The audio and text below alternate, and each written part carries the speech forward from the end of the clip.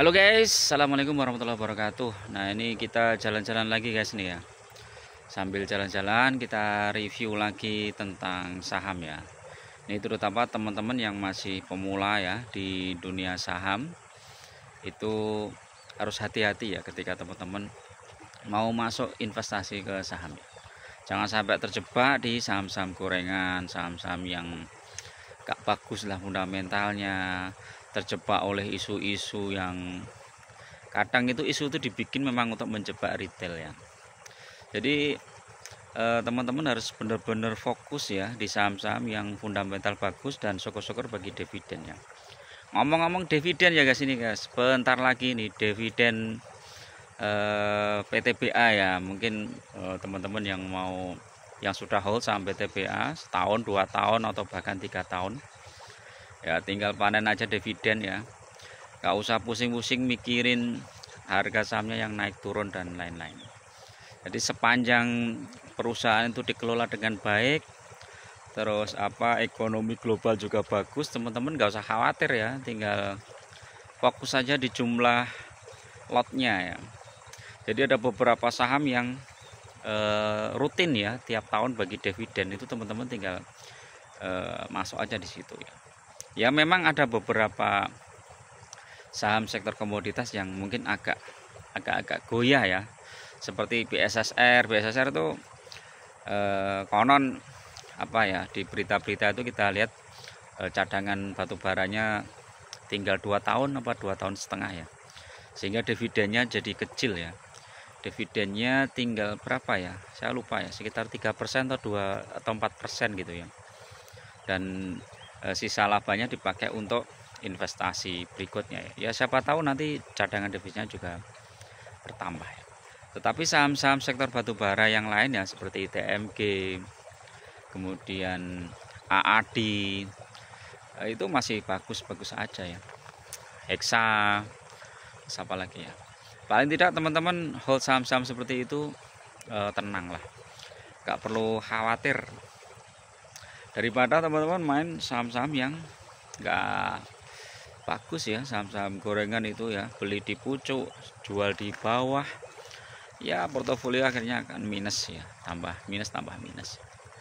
Dan memang ada juga saham-saham politik teman-teman ya. Jadi ada beberapa saham yang berkaitan dengan saham politik, dan tentu saja itu juga pengaruh juga ya. Jadi ketika saham itu memiliki kedekatan dengan pejabat-pejabat, itu biasanya sahamnya itu juga naik. Terus kalau ternyata pejabatnya nggak naik daun ya, turun juga sahamnya. Jadi daripada teman-teman pusing seperti itu ya, udah lihat track recordnya teman-teman ya, jangka 5 tahun atau 3 tahun lah minimal ya, 3 tahun ke belakang saham itu bagaimana ya kinerjanya, bagaimana ya. Misalnya dia sempat naik kemudian turun lagi, naik lagi, itu kan bagus. Tapi kalau dari 5 tahun dia turun terus ya, sampai mungkin sekarang ya harga sahamnya turun terus nggak, dividennya kecil atau bahkan nggak bagi dividen ya, jangan pegang saham-saham seperti itu. Kalau mau bagus ya pilih saham-saham yang paling tidak bagi dividen, terus paling tidak harga sahamnya juga nggak turun banyak lah ya. Ya kalau sempat naik kemudian turun lagi, naik lagi, itu nggak masalah. Jadi itulah, daripada teman-teman pilih saham yang sudah nggak bagi dividen, terus harga sahamnya turun terus, portofolio jadi minus ya, itu kacau. Jadi saya udah sering ya bikin video ya tentang saham-saham yang layak di hold untuk 10 tahun ke depan ya. Ya seperti Big Bang lah ya, BCA, BRI, Mandiri, BNI, itu saham-saham bagus lah ya. Kalau mau yang agak berisiko ya saham BNGA atau Bank Niaga, itu saham-saham yang bagus ya. Walaupun dividennya kecil ya, kayak BCA itu dividennya cuma berapa persen. Nah saham-saham komoditas ya seperti Adaro, AAD. Tapi Adaro nggak tahu ya, ini Adaro.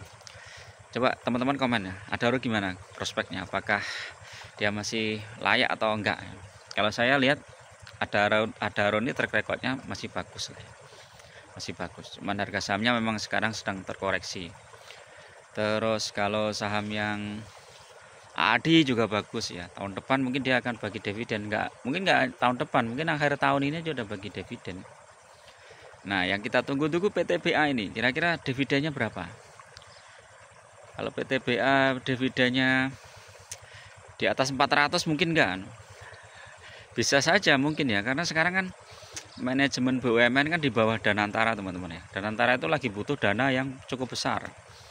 Kalau dia misalnya menetapkan dividen dari BUMN sekian 100% misalnya dari laba pun nggak masalah ya. Tapi kan nanti jangka panjangnya juga harus dilihat juga ya. Kalau misalnya 100% dibagi berarti nanti untuk dana investasi berikutnya agak kesusahan juga ya. Ya paling tepat yang paling nggak 80% lah ya, apa 75% itu kalau pakai apa ya, perkiraan 75% mungkin ya sekitar hampir sama teman-teman ya dengan tahun yang lalu untuk saham PTBA. Ringnya antara 350 sampai 400 lah, ringnya seperti itu, dengan yieldnya lumayan itu di atas 10% lah, paling enggak 12 sampai 14%. Jadi kita tunggu aja nih rupsnya kapan ini PTBA. Saya juga belum sempat scroll ya, ini cuman bikin video sesaat aja mumpung saya lagi santai-santai ya. Ini tiap hari Minggu saya jalan-jalan, lihat sawah-sawah, lihat sungai, biar nggak pusing teman-teman bikin saham terus. Jadi kalau teman-teman fokus ya di saham-saham yang fundamental bagus, dividennya besar, itu teman-teman nggak akan pusing. Teman-teman akan santai, hidupnya santai, tidur juga nyenyak. Nanti tahu-tahu begitu dapat dividen ya langsung masuk ke rekening. Udah gitu aja. Tinggal nanti harga sahamnya turun, kita belikan lagi sahamnya di bawah. Terus ya digulung seperti itu. Nanti lama-lama tiba-tiba saham kita banyak ya, jumlah lotnya banyak. Jadi bagi teman-teman yang masih punya 10 lot, 20 lot, nggak usah khawatir ya. Terus saja nambah, punya dana tambah 1 lot, 2 lot, tambah. Siapa tahu nanti tiba-tiba kita punya 1000 lot. 1000 lot saham ITMG, waduh, besar juga itu. Mantap itu. 1000 lot saham Adaro mungkin sekitar 200 jutaan ya. Tapi kalau ITMG, wah besar.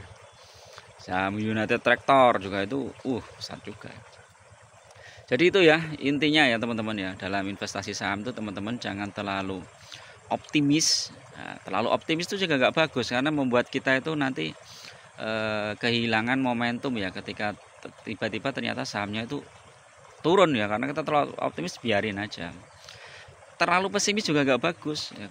Terlalu pesimis membuat kita menghilangkan peluang ya. Ketika saham itu sebuah saham bagus turun, kita pesimis. Wah paling turun lagi, ternyata dia mantul ya. Yang kita patut waspadai adalah krisis ekonomi global teman-teman. Jadi kita nggak tahu ya kondisi global seperti apa, misalnya kondisi perang misalnya seperti itu, kita kan nggak tahu ya. Jadi tetap pegang saham yang bagus fundamentalnya, portofolio jangan all in di saham ya, tetap ada emas, ada uang cash yang bisa diputar untuk bisnis, untuk operasional harian. Jadi tetap kita santai kan, ketika nanti harga saham turun kita masih punya emas, ketika sahamnya turun drastis kita bisa beli sahamnya, kayak gitu ya. Oke ya, itu dulu teman-teman. Saya doakan teman-teman semua sehat, teman-teman semua bahagia, dan investasi sahamnya cuan, profit, dan memilih saham yang benar ya. Salam cuan selalu dan sehat selalu. Assalamualaikum warahmatullahi wabarakatuh.